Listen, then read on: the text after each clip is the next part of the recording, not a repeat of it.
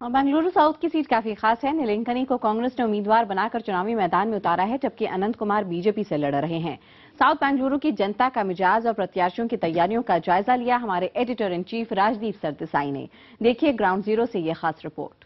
Bengaluru this time, which is being keenly watched, is in South Bangalore between Nandan Nilekani, the former Infosys boss, versus Anant Kumar, the five-time BJP MP. Anant Kumar,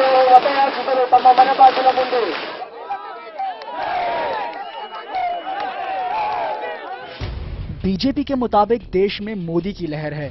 सभी की नजरें सबसे बड़ी लड़ाई के लिए बनारस पर लगी हैं, जहां से मोदी खुद लड़ रहे हैं।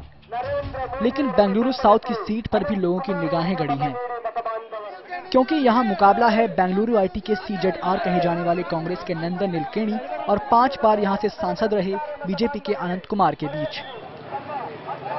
नंदन इस बार के लोकसभा चुनावों में सबसे अमीर प्रत्याशी हैं, जिनकी संपत्ति है 7,700 करोड़ रुपए।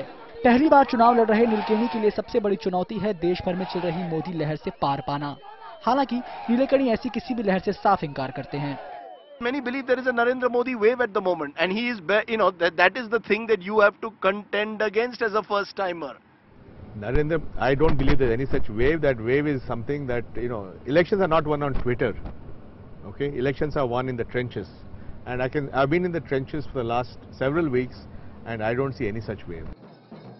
वहीं दूसरी तरफ बीजेपी के अनंत कुमार, जो पूरी तरह से मोदी लहर पर सवार हैं, तभी तो अपनी उपलब्धियां बताने की जगह वो इस बार जनता से मोदी के नाम पर वोट मांग रहे हैं। नीलकेणी से मुकाबले के बारे में पूछे जाने पर वो किसी भी तरह की चुनौती मिलने से साफ इनकार करते हैं।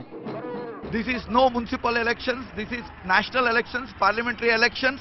He has a huge baggage and legacy of Congress misrule at the center, price rise, corruption, scams. So it's Congress versus BJP, not Anant Kumar versus Nandan Nilekani. Definitely, it is Narendra Modi versus Rahul Gandhi. जब चुनाव एक IT का दिग्गज लड़ रहा हो तो IT hub माने जाने वाले बेंगलुरु के उन हिस्सों की राय जानना बेहद जरूरी हो जाता है, जहां से नीलकेणी का रिश्ता रहा है। तो यही जानने के लिए हम पहुंचे आईटी के क्षेत्र में काम करने वाले लोगों के पास। सुनिए क्या राय रखते हैं यहाँ के लोग नीलकेणी और अनंत कुमार के बारे में। I want Modi to come. That's why I support Anant Kumar. Anant Kumar. Why?